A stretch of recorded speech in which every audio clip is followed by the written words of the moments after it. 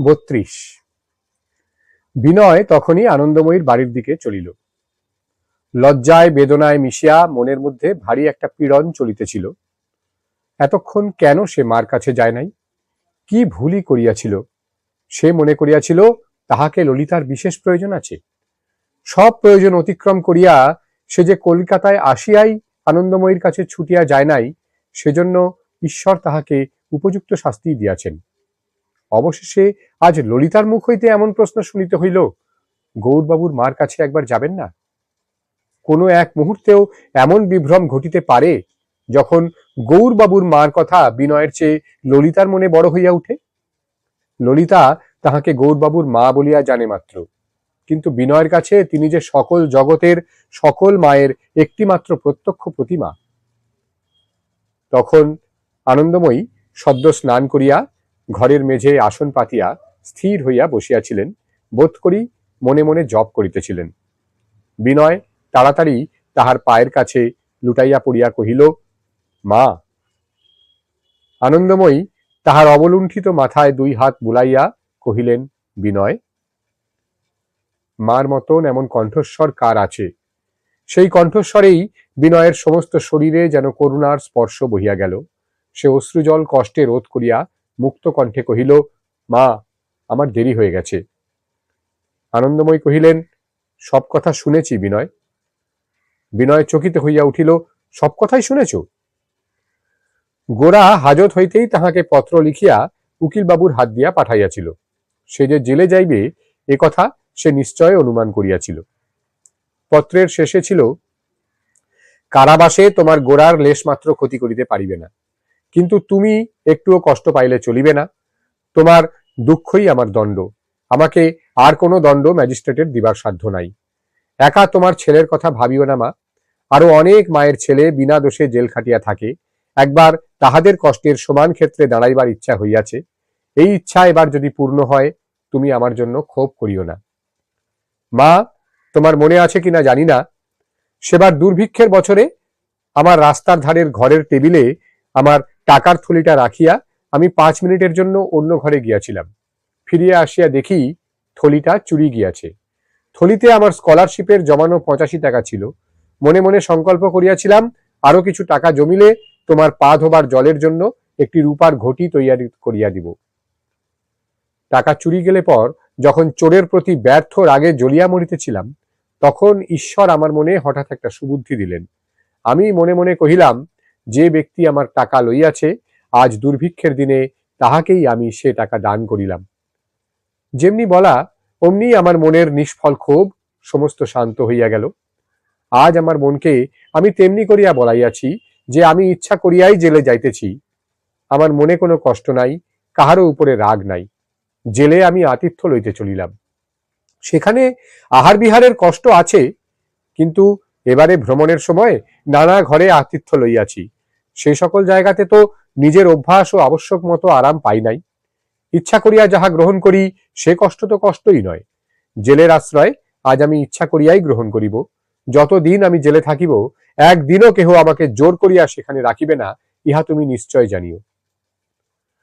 পৃথিবীতে যখন আমরা ঘরে বসিয়া অনায়াসেই আহার বিহার করিতেছিলাম, বাহিরের আকাশ এবং আলোকে অবাধ সঞ্চরণের অধিকার যে কত বড় প্রকাণ্ড অধিকার, তাহা অভ্যাসবশত অনুভব মাত্র করিতে পারিতেছিলাম না।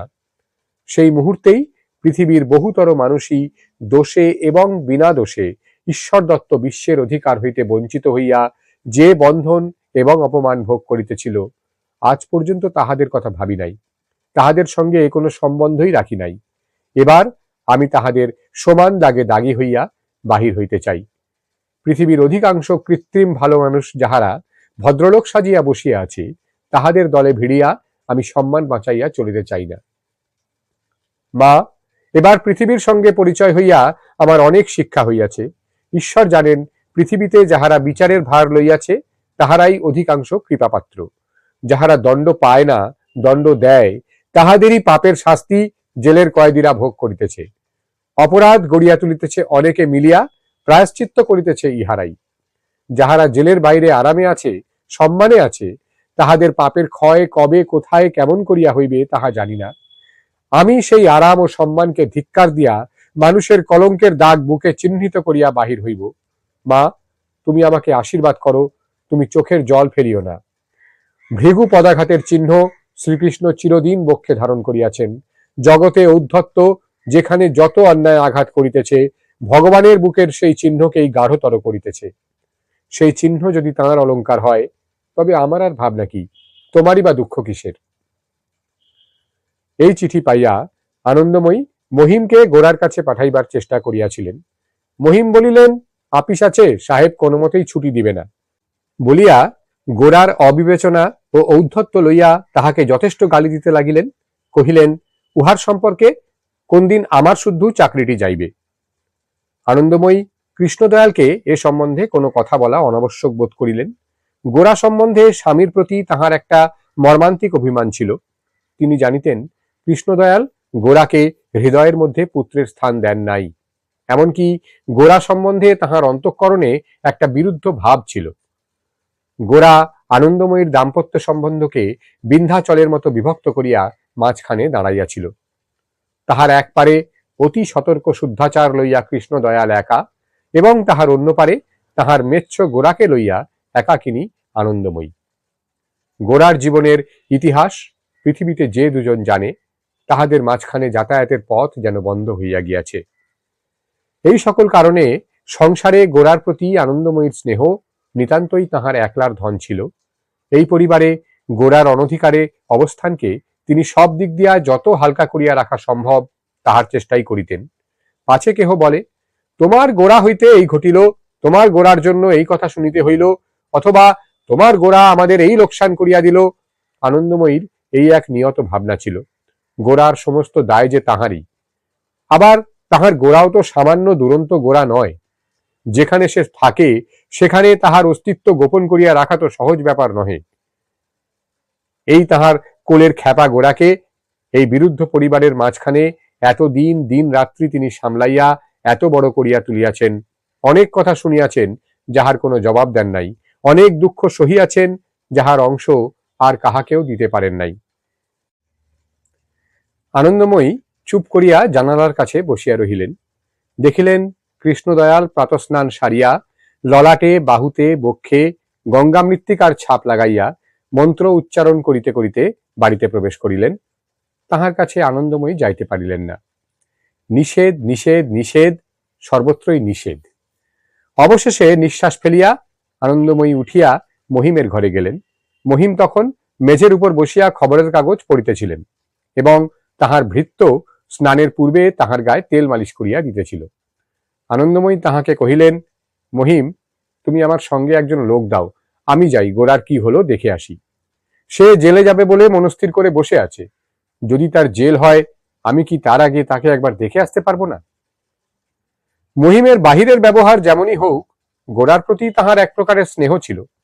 তিনি মুখে গর্জন করিয়া গেলেন যে, যাক, লক্ষ্মীছাড়া জেলেই যাক, এতদিন যায়নি এই আশ্চর্য।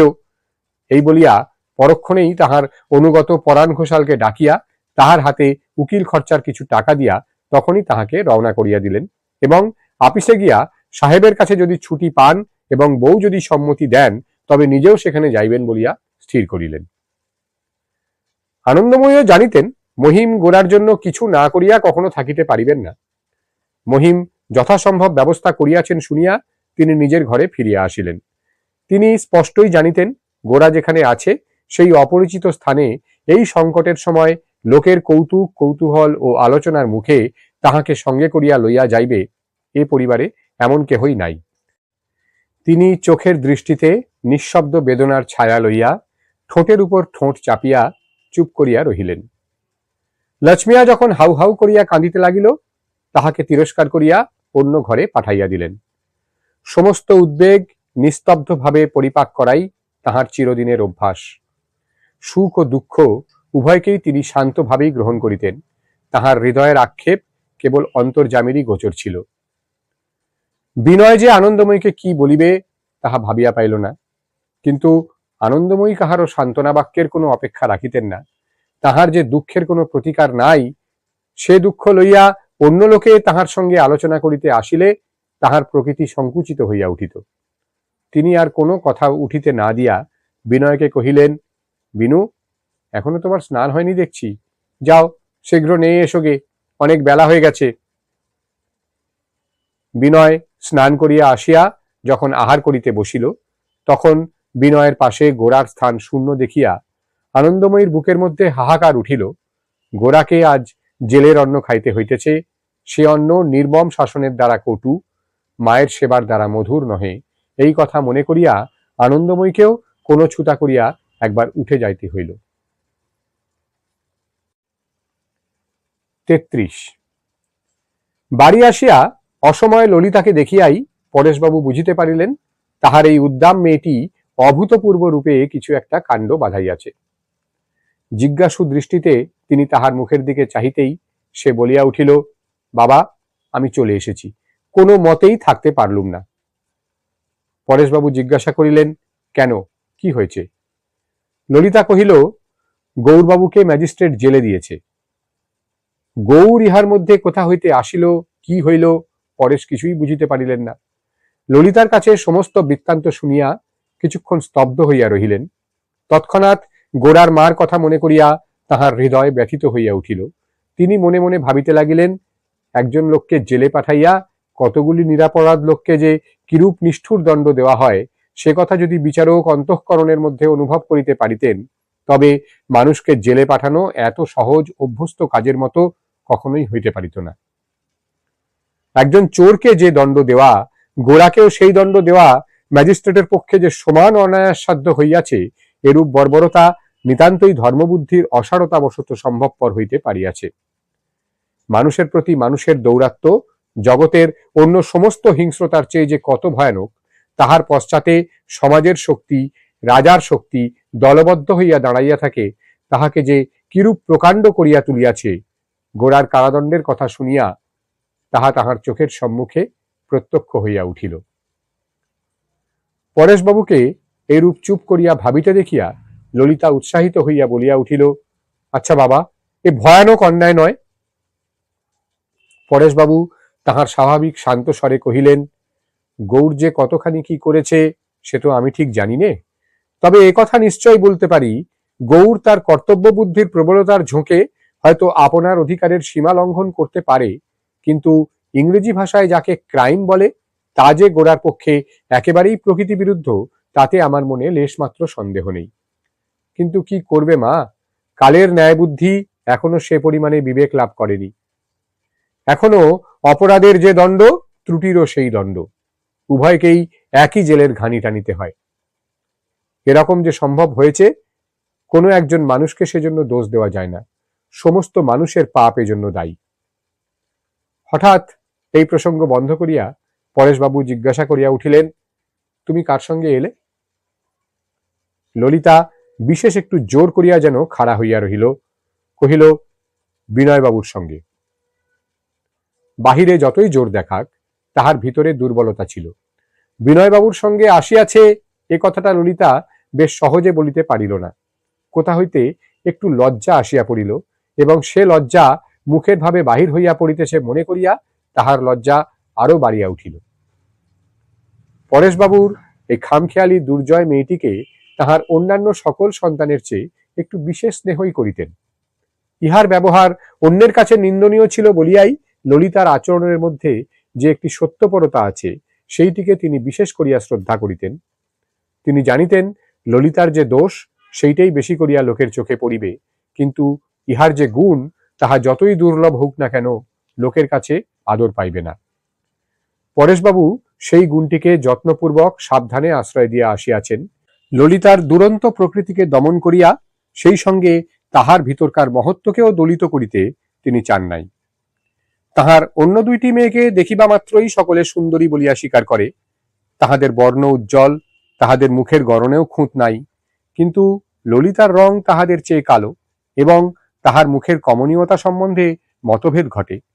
বরদা সুন্দরী সেজন্য ললিতার পাত্র জোটা লইয়া সর্বদাই স্বামীর নিকট উদ্বেগ প্রকাশ করিতেন, কিন্তু পরেশবাবু ললিতার মুখে যে একটি সৌন্দর্য দেখিতেন, তাহা রঙের সৌন্দর্য নহে, গড়নের সৌন্দর্য নহে, তাহা অন্তরের গভীর সৌন্দর্য। তাহার মধ্যে কেবল ললিতা নহে, স্বাতন্ত্র্যের তেজ এবং শক্তির দৃঢ়তা আছে। সেই দৃঢ়তা সকলের মনোরম নহে। তাহা লোক বিশেষকে আকর্ষণ করে, কিন্তু অনেককেই দূরে ঠেলিয়া রাখে। সংসারে ললিতা প্রিয় হইবে না, কিন্তু খাঁটি হইবে, ইহাই জানিয়া পরেশবাবু কেমন একটি বেদনার সহিত ললিতাকে কাছে টানিয়া লইতেন। তাহাকে আর কেহ ক্ষমা করিতেছে না জানিয়াই তাহাকে করুণার সহিত বিচার করিতেন। যখন পরেশবাবু শুনিলেন ললিতা একলা বিনয়ের সঙ্গে হঠাৎ চলিয়া আসিয়াছে, তখন তিনি এক মুহূর্তেই বুঝিতে পারিলেন এই জন্য ললিতাকে অনেক দিন ধরিয়া অনেক দুঃখ সহিতে হইবে। সে যেটুকু অপরাধ করিয়াছে, লোকে তাহার চেয়ে অনেক বড় অপরাধের দণ্ড তাহার প্রতি বিধান করিবে। সেই কথাটা তিনি চুপ করিয়া ক্ষণকাল ভাবিতেছেন। এমন সময় ললিতা বলিয়া উঠিল, বাবা, আমি দোষ করেছি, কিন্তু এবার আমি বেশ বুঝতে পেরেছি যে ম্যাজিস্ট্রেটের সঙ্গে আমাদের দেশের লোকের এমন সম্বন্ধ যে তার আতিথ্যের মধ্যে কিছুই সম্মান নেই, কেবলই অনুগ্রহ মাত্র। সেটা সহ্য করেও কি আমার সেখানে থাকা উচিত ছিল? পরেশবাবুর কাছে প্রশ্নটি সহজ বলিয়া বোধ হইল না। তিনি কোনো উত্তর দিবার চেষ্টা না করিয়া একটু হাসিয়া ললিতার মাথায় দক্ষিণ হস্ত দিয়া মৃদু আঘাত করিয়া বলিলেন, পাগলি। এই ঘটনা সম্বন্ধে চিন্তা করিতে করিতে সেদিন অপরাহ্নে পরেশবাবু যখন বাড়ির বাহিরে পায়চারি করিতেছিলেন, এমন সময় বিনয় আসিয়া তাহাকে প্রণাম করিল। পরেশবাবু গোরার কারাদণ্ড সম্বন্ধে তাহার সম্বন্ধে অনেকক্ষণ ধরিয়া আলোচনা করিলেন, কিন্তু ললিতার সঙ্গে স্টিমারে আসার কোনো প্রসঙ্গই উত্থাপন করিলেন না।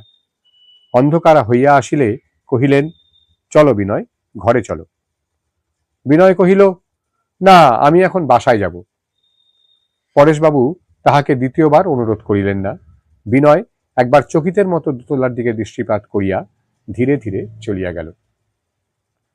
উপর হইতে ললিতা বিনয়কে দেখিতে পাইয়াছিল। যখন পরেশবাবু একলা ঘরে ঢুকিলেন, তখন ললিতা মনে করিল বিনয় হয়তো আরেকটু পরেই আসিবে। আরেকটু পরেও বিনয় আসিল না। তখন টেবিলের উপরকার দুটো একটা বই ও কাগজ চাপা নাড়াচাড়া করিয়া ললিতা ঘর হইতে চলিয়া গেল। পরেশবাবু তাহাকে ফিরিয়া ডাকিলেন। তাহার বিষণ্ণ মুখের দিকে স্নেহপূর্ণ দৃষ্টি স্থাপিত করিয়া কহিলেন, ললিতা, আমাকে একটা ব্রহ্মসঙ্গীত শোনাও, বলিয়া বাতিটা আড়াল করিয়া দিলেন। 34। পরদিনে বরদা সুন্দরী এবং তাহাদের দলের বাকি সকলে আসিয়া পৌঁছিলেন। হারানবাবু ললিতা সম্বন্ধে তাহার বিরক্তি সংবরণ করিতে না পারিয়া বাসায় না গিয়া ইহাদের সঙ্গে একেবারে পরেশবাবুদের কাছে আসিয়া উপস্থিত হইলেন। বরদা সুন্দরী ক্রোধে ও অভিমানে ললিতার দিকে না তাকাইয়া এবং তাহার সঙ্গে কোনো কথা না কহিয়া একেবারে তাহার ঘরে গিয়া প্রবেশ করিলেন। লাবণ্য ও লীলাও ললিতার উপর খুব রাগ করিয়া আসিয়াছিল। ললিতা এবং বিনয় চলিয়া আসাতে তাহাদের আবৃত্তি ও অভিনয় এমন অঙ্গহীন হইয়া পড়িয়াছিল যে তাহাদের লজ্জার সীমা ছিল না। সুচরিতা হারানবাবুর ক্রুদ্ধ ও কটু উত্তেজনায়, বরদা সুন্দরীর অশ্রুমিশ্রিত আক্ষেপে অথবা লাবণ্য লীলার লজ্জিত নিরুৎসাহে কিছুমাত্র যোগ না দিয়া একেবারে নিস্তব্ধ হইয়াছিল।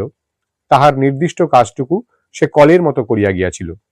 আজও সে যন্ত্রচালিতের মতো সকলের পশ্চাতে ঘরে আসিয়া প্রবেশ করিল। সুধীর লজ্জায় এবং অনুতাপে সংকুচিত হইয়া পরেশবাবুর বাড়ির দরজার কাছ হইতেই বাসায় চলিয়া গেল।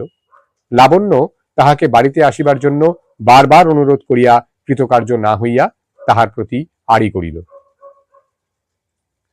হারান পরেশবাবুর ঘরের মধ্যে প্রবেশ করিয়াই বলিয়া উঠিলেন, একটা ভারী অন্যায় হয়ে গেছে। পাশের ঘরে ললিতা ছিল।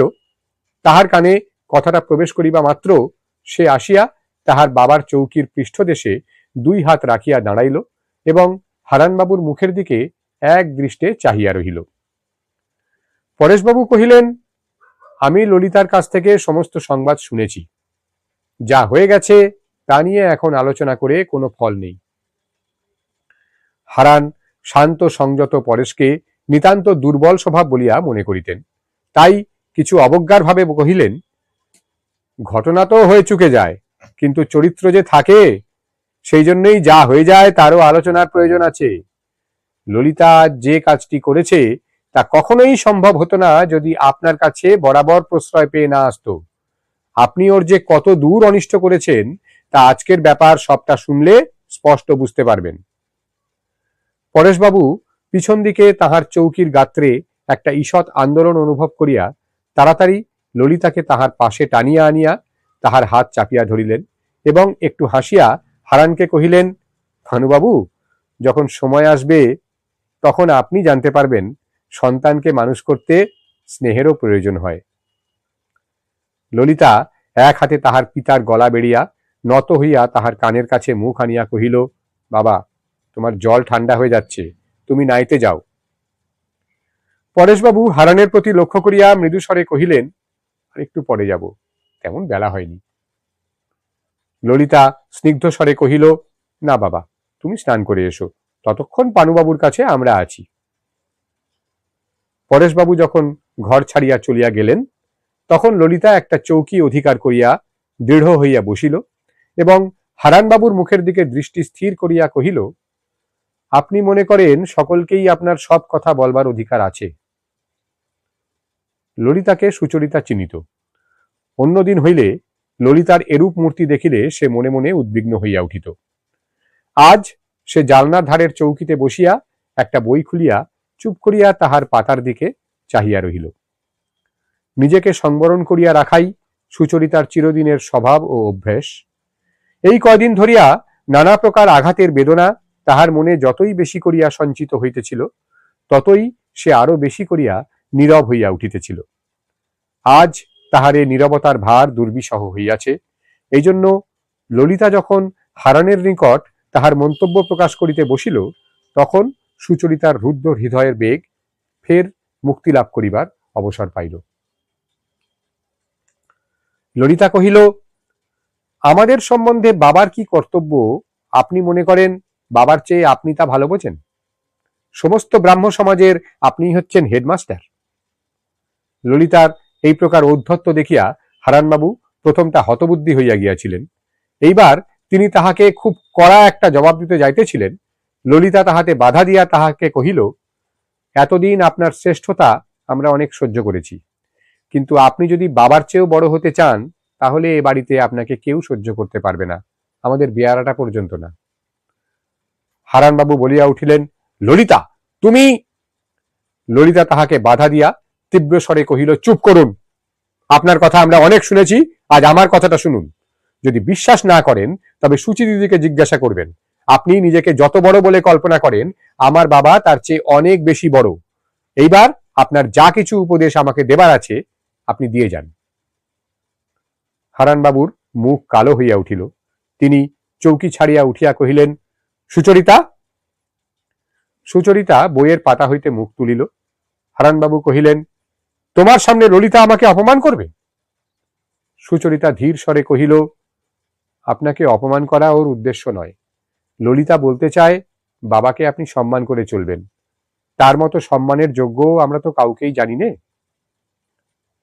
একবার মনে হইল হারানবাবু এখনই চলিয়া যাইবেন, কিন্তু তিনি উঠিলেন না, মুখ অত্যন্ত গম্ভীর করিয়া বসিয়া রহিলেন। এ বাড়িতে ক্রমে ক্রমে তাহার সম্ভব নষ্ট হইতেছে ইহা তিনি যতই অনুভব করিতেছেন ততই তিনি এখানে আপন আসল দখল করিয়া বসিবার জন্য আরো বেশি পরিমাণে সচেষ্ট হইয়া উঠিয়াছেন। ভুলিতেছেন যে যে আশ্রয় জীর্ণ তাহাকে যতই জোরের সঙ্গে আঁকড়িয়া ধরা যায় তাহা ততই ভাঙিতে থাকে। হারানবাবু রুষ্ট গাম্ভীর্যের সহিত চুপ করিয়া রহিলেন দেখিয়া ললিতা উঠিয়া গিয়া সুচরিতার পাশে বসিল এবং তাহার সহিত মৃদুস্বরে এমন করিয়া কথাবার্তা আরম্ভ করিয়া দিল যেন বিশেষ কিছুই ঘটে নাই। ইতিমধ্যে সতীশ ঘরে ঢুকিয়া সুচরিতার হাত ধরিয়া টানিয়া কহিল, বড়দিদি এসো। সুচরিতা কহিল, কোথায় যেতে হবে? সতীশ কহিল, এসো না, তোমাকে একটা জিনিস দেখাবো। ললিতা দিদি, তুমি বলে দাওনি? ললিতা কহিল, না। তাহার মাসির কথা ললিতা সুচরিতার কাছে ফাঁস করিয়া দিবে না, সতীশের সঙ্গে এইরূপ কথা ছিল। ললিতা আপন প্রতিশ্রুতি পালন করিয়াছিল। অতিথিকে ছাড়িয়া সুচরিতা যাইতে পারিল না। কহিল, বক্তিয়ার, আরেকটু পরে যাচ্ছি, বাবা আগে স্নান করে আসুন। সতীশ ছটফট করিতে লাগিল। কোনো মতে হারানবাবুকে বিলুপ্ত করিতে পারিলে সে চেষ্টার ত্রুটি করিত না। হারানবাবুকে সে অত্যন্ত ভয় করিত বলিয়া তাহাকে কোনো কথা বলিতে পারিল না। হারানবাবু মাঝে মাঝে সতীশের স্বভাব সংশোধনের চেষ্টা করা ছাড়া তাহার সঙ্গে আর কোনো প্রকারের সংসব রাখেন নাই। পরেশবাবু স্নান করিয়া আসিবা মাত্র সতীশ তাহার দুই দিদিকে টানিয়া লইয়া গেল। হারান কহিলেন, সুচরিতা সম্বন্ধে সেই যে প্রস্তাবটা ছিল, আমি আর বিলম্ব করতে চাইনে। আমার ইচ্ছে আসছে রবিবারেই সে কাজটা হয়ে যায়। পরেশ কহিলেন, আমার তাতে তো কোনো আপত্তি নেই, সুচরিতার মত হলেই হলো। হারান, তাঁর মত তো পূর্বেই নেওয়া হয়েছে। পরেশবাবু, আচ্ছা, তবে সেই কথাই রইল। ৩৫। সেদিন ললিতার নিকট হইতে আসিয়া বিনয়ের মধ্যে কাঁটার মতো একটা সংশয় কেবলই ফিরিয়া ফিরিয়া বিঁধিতে লাগিল। সে ভাবিতে লাগিল, পরেশবাবুর বাড়িতে আমার যাওয়াটা কেহ ইচ্ছা করে বা না করে তাহা ঠিক না জানিয়া আমি গায়ে পড়িয়া সেখানে যাতায়াত করিতেছি। হয়তো সেটা উচিত নহে, হয়তো অনেকবার অসময়ে আমি ইহাদিগকে অস্থির করিয়া তুলিয়াছি। ইহাদের সমাজের নিয়ম আমি জানি না। এ বাড়িতে আমার অধিকার যে কোন সীমা পর্যন্ত তাহা আমার কিছুই জানা নাই। আমি হয়তো মূঢ়ের মতো এমন জায়গায় প্রবেশ করিতেছি যেখানে আত্মীয় ছাড়া কাহারও গতিবিধি নিষেধ। এই কথা ভাবিতে ভাবিতে হঠাৎ তাহার মনে হইল, ললিতা হয়তো আজ তাহার মুখের ভাবে এমন কিছু একটা দেখিতে পাইতেছে যাহাতে সে অপমান বোধ করিয়াছে। ললিতার প্রতি বিনয়ের মনোভাব যে কি, এতদিন তাহা বিনয়ের কাছে স্পষ্ট ছিল না। আজ আর তাহা গোপন নাই। হৃদয়ের ভিতরকার এই নতুন অভিব্যক্তি লইয়া যে কি করিতে হইবে তাহা সে কিছুই ভাবিয়া পাইল না। বাহিরের সঙ্গে ইহার যোগ কি, সংসারের সঙ্গে ইহার সম্বন্ধ কি? ইহা কি ললিতার প্রতি অসম্মান? ইহা কি পরেশবাবুর প্রতি বিশ্বাসঘাতকতা? তাহা লইয়া সে সহস্রবার করিয়া তোলপাড়া করিতে লাগিল।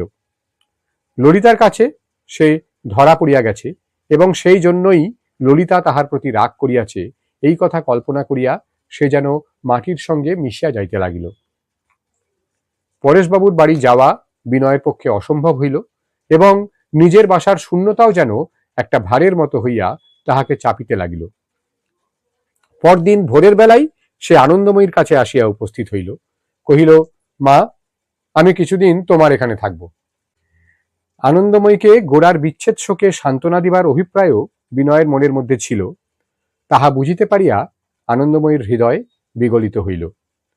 কোনো কথা না বলিয়া তিনি সস্নেহে একবার বিনয়ের গায়ে হাত বুলাইয়া দিলেন। বিনয় তাহার খাওয়া দাওয়া সেবা শুশ্রূষা লইয়া বহুবিধ আবদার জুড়িয়া দিল। এখানে তাহার যথোচিত যত্ন হইতেছে না বলিয়া সে মাঝে মাঝে আনন্দময়ীর সঙ্গে মিথ্যা কলহ করিতে লাগিল। সর্বদাই সে গোলমাল বকাবকি করিয়া আনন্দময়ীকে ও নিজেকে ভুলাইয়া রাখিতে চেষ্টা করিল।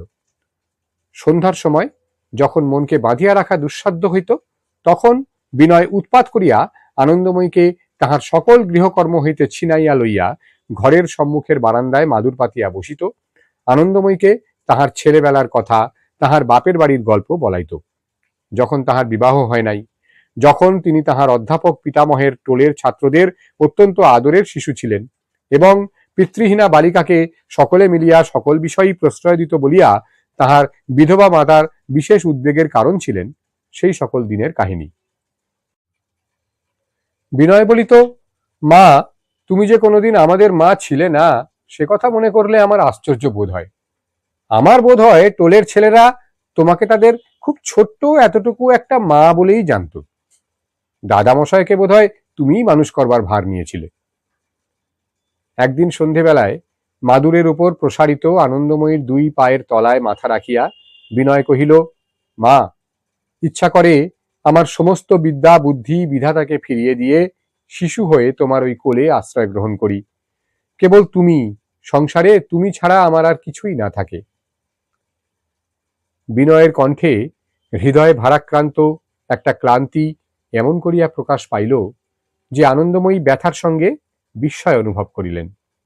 তিনি বিনয়ের কাছে সরিয়া বসিয়া আস্তে আস্তে তাহার মাথায় হাত বুলাইয়া দিতে থাকিলেন। অনেকক্ষণ চুপ থাকিয়া আনন্দময়ী জিজ্ঞাসা করিলেন, বিনু, পরেশবাবুর বাড়ির সব খবর ভালো? এই প্রশ্নে হঠাৎ বিনয় লজ্জিত হইয়া চমকিয়া উঠিল। ভাবিল, মার কাছে কিছুই লুকোনো চলে না, মা আমার অন্তর্যামী। কুণ্ঠিত স্বরে কহিল, হ্যাঁ, তারা তো সকলেই ভালোই আছেন। আনন্দময়ী কহিলেন, আমার বড় ইচ্ছে করে পরেশবাবুর মেয়েদের সঙ্গে আমার চেনা পরিচয় হয়। প্রথমে তো তাদের উপর গোরার মনের ভাব ভালো ছিল না, কিন্তু ইদানিং তাকে শুদ্ধ যখন তারা বশ করতে পেরেছেন, তখন তারা সামান্য লোক হবেন না। বিনয় উৎসাহিত হইয়া কহিল, আমারও অনেকবার ইচ্ছা হয়েছে পরেশবাবুর মেয়েদের সঙ্গে যদি কোনো মতে তোমার আলাপ করিয়ে দিতে পারি। পাছে গোরা কিছু মনে করে বলে আমি কোনো কথা বলিনি। আনন্দময়ী জিজ্ঞাসা করিলেন, বড় মেয়েটির নাম কি? এইরূপ প্রশ্নোত্তরে পরিচয় চলিতে চলিতে যখন ললিতার প্রসঙ্গ উঠিয়া পড়িল, তখন বিনয় সেটাকে কোনো মতে সংক্ষেপে সারিয়া দিবার চেষ্টা করিল। আনন্দময়ী বাধা মানিলেন না। তিনি মনে মনে হাসিয়া কহিলেন, শুনেছি ললিতার খুব বুদ্ধি। বিনয়, তুমি কার কাছে শুনলে? আনন্দময়ী কহিলেন, কেন, তোমারই কাছে। পূর্বে এমন এক সময় ছিল যখন ললিতার সম্বন্ধে বিনয়ের মনে কোনো প্রকার সংকোচ ছিল না। সেই মোহমুক্ত অবস্থায় সে যে আনন্দময়ীর কাছে ললিতার তীক্ষ্ণ বুদ্ধি লইয়া অবাধে আলোচনা করিয়াছিল, সে কথা তাহার মনেই ছিল না। আনন্দময়ী সুনিপুণ মাঝির মতো সমস্ত বাধা বাঁচাইয়া ললিতার কথা এমন করিয়া চালনা করিয়া লইয়া গেলেন যে বিনয়ের সঙ্গে তাহার পরিচয়ের ইতিহাসের প্রধান অংশগুলি প্রায় সমস্তই প্রকাশ হইল। গোরার কারাদণ্ডের ব্যাপারে ব্যথিত হইয়া ললিতা যে স্টিমারে একাকিনী বিনয়ের সঙ্গে পলাইয়া আসিয়াছে, সে কথাও বিনয় আজ বলিয়া ফেলিল। বলিতে বলিতে তাহার উৎসাহ বাড়িয়া উঠিল। যে অবসাদে সন্ধ্যাবেলায় তাহাকে চাপিয়া ধরিয়াছিল, তাহা কোথায় কাটিয়া গেল। সে যে ললিতার মতন এমন একটি আশ্চর্য চরিত্রকে জানিয়াছে এবং এমন করিয়া তাহার কথা কহিতে পারিতেছে, ইহাই তার কাছে একটা পরম লাভ বলিয়া মনে হইতে লাগিল।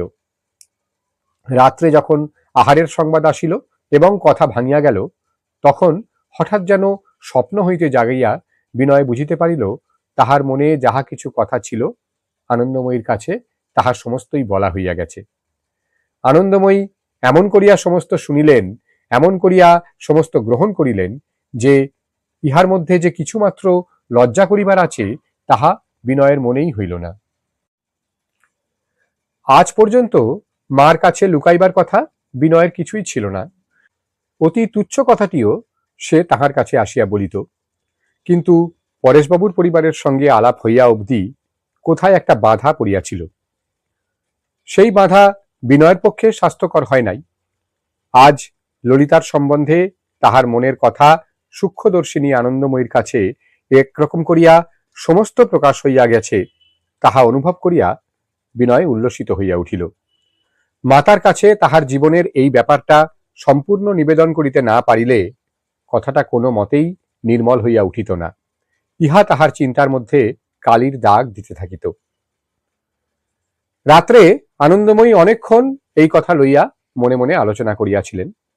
গোরার জীবনের যে সমস্যা উত্তরোত্তর জটিল হইয়া উঠিতেছিল, পরেশবাবুর ঘরেই তাহার একটা মীমাংসা ঘটিতে পারে এই কথা মনে করিয়া তিনি ভাবিতে লাগিলেন, যেমন করিয়া হোক মেয়েদের সঙ্গে একবার দেখা করিতে হইবে।